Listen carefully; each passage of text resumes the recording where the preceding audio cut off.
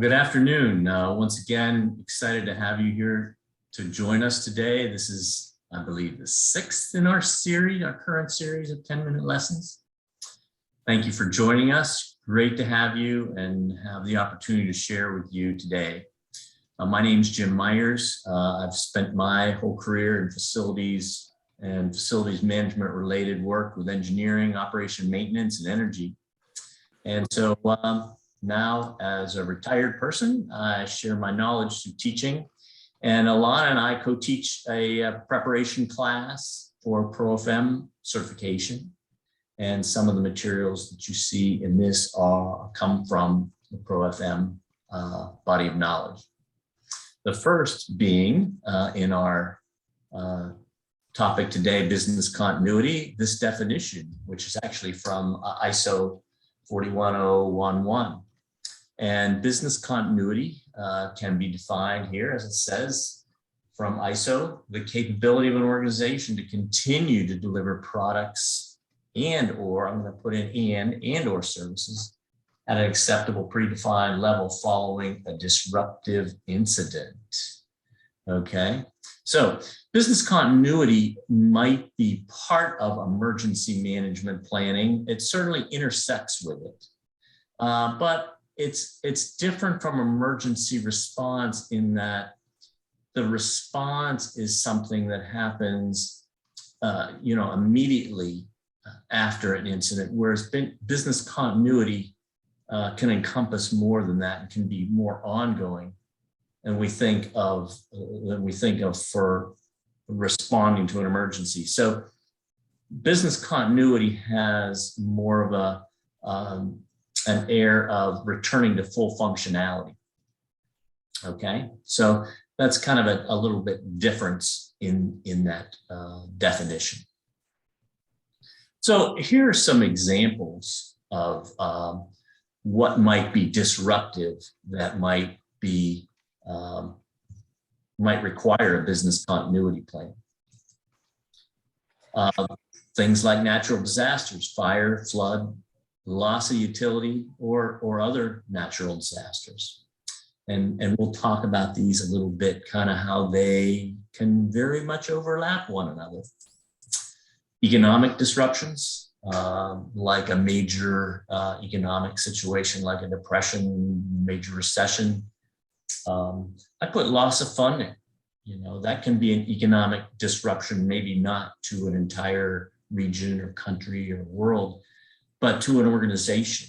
And that was something, for example, in the organization that I was in, where we had contingency for that because we had a fixed number of contracts. And so a loss of funding could mean disruption of our business, either by possibly a number of people that we were able to sustain and maintain, or our ability to do some of the other work that we were committed to do.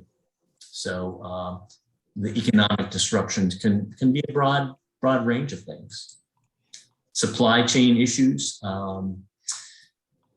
Yeah, I guess we could talk about that one for quite a while. That's one certainly that intersects other things, and one of the other things here on our list.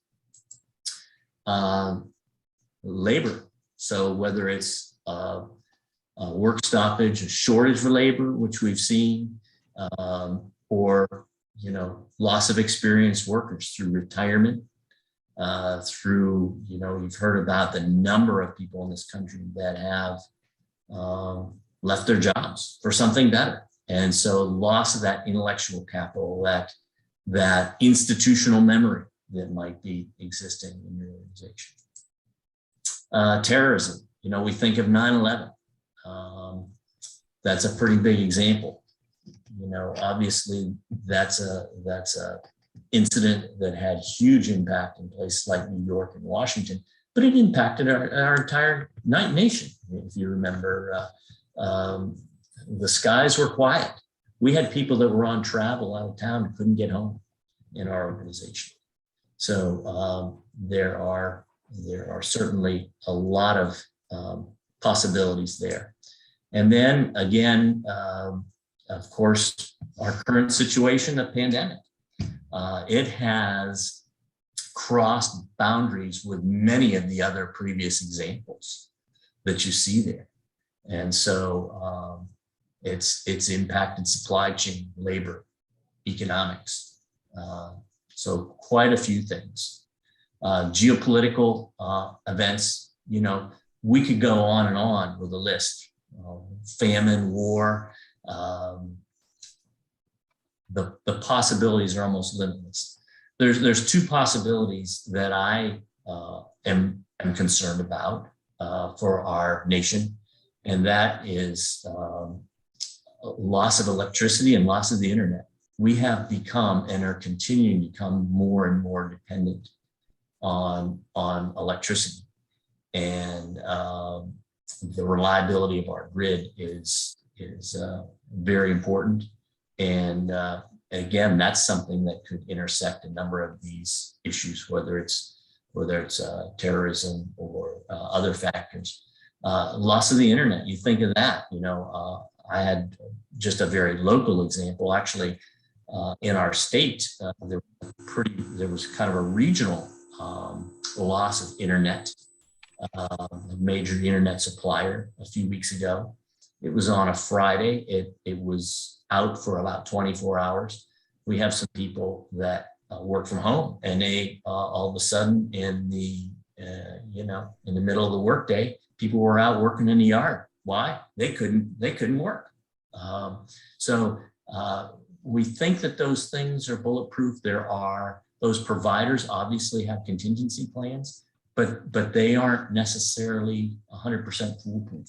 But you think of how much we rely on the internet. If we lost the internet right now, we wouldn't be talking anymore. So that's another area. A couple of things there. So in terms of what do you do about it? Because there are so many possibilities, a good continuity plan doesn't necessarily address every single situation. But the idea is that it supports and helps give you informed decisions for any scenario that can come about. So what do? You need a plan. And with all plans, there's a process for development. If you don't have a plan or you've never developed a plan, don't worry. Start small, but start. This can be an iterative process, so you can build on a first plan. Item 1 here that you see in terms of determining the scope and assigning resources, that can be especially difficult if you don't have a plan. So how can you determine resources if you don't know exactly what you're doing? Again, I would say start small. And then you go from there, and the other steps of an impact analysis. From the impact analysis, then you can create a strategy and the plan itself, and then how to execute it, and then test, communicate, and conduct some training on the plan. And being iterative, that testing and that communicating may cause you to come back, or just the process of developing the plan may cause you to say, gee, we've gone through this, we need to revisit this plan and perhaps update it in a year. In terms of the impact analysis, it says there are 3 resources to protect. And this is, I think, a good categorization of the things to protect: the people, the property, and the records.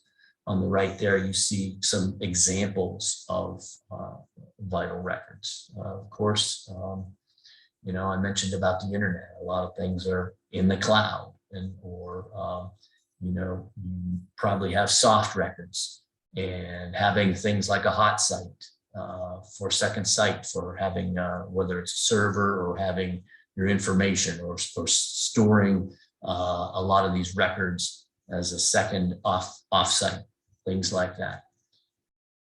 So, but anyway, it really starts, this impact analysis starts with identifying the mission critical processes.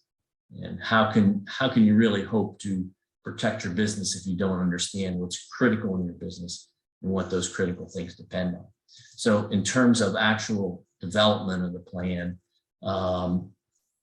you do need to identify those critical processes and study them.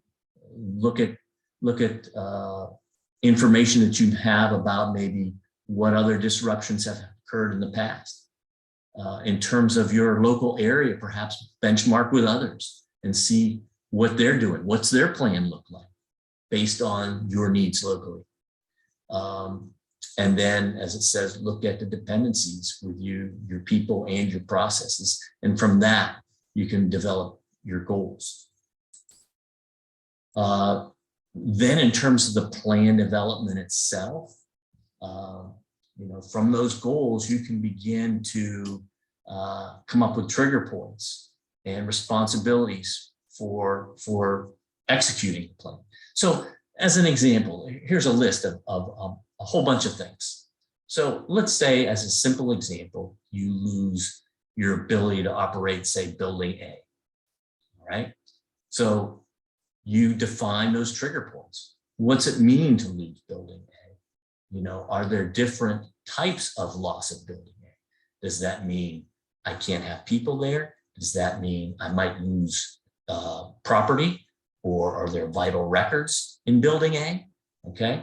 And then in terms of responding, what defines success of getting building A fully functional, if you're able to do that?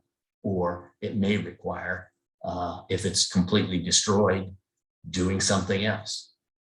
Limit the scope. That gets back to what I said before. Try to start simply, okay? Over time, you may make it more complex, but start with a limited scope. And then, go through these what-if scenarios. What if it goes this way? What if it goes that way? Scenario analysis. And in terms of also having people assign various responsibilities, say for making provision for the temporary loss, or who's responsible for what. Some people may be responsible for evacuating people or records or equipment, and other people may be responsible for the ongoing recovery. Some other things might be that you might have contingency sites, as I mentioned, for records and software. You may want to have some emergency contracts in place too for filling in holes, whether it's goods or services of various types. And then communicating a plan. You may do that through training. You may do some of that also when people join an organization for onboarding. Or in the case of things like fire drills, the old fire drill, again, depending on the scenario. Have information written down about your organization and how you respond to an emergency.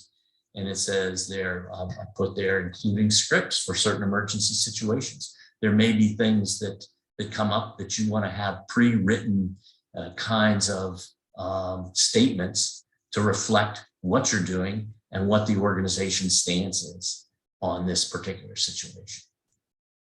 So these are just items that show different types of communication.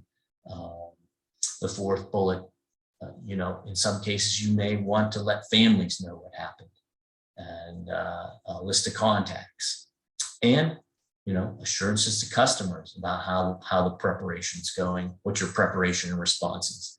Again, in my organization, we were handling a lot of information from our customer, and they wanted to be assured, again, that if something happened, that all their information wouldn't be lost, that they would have access to it.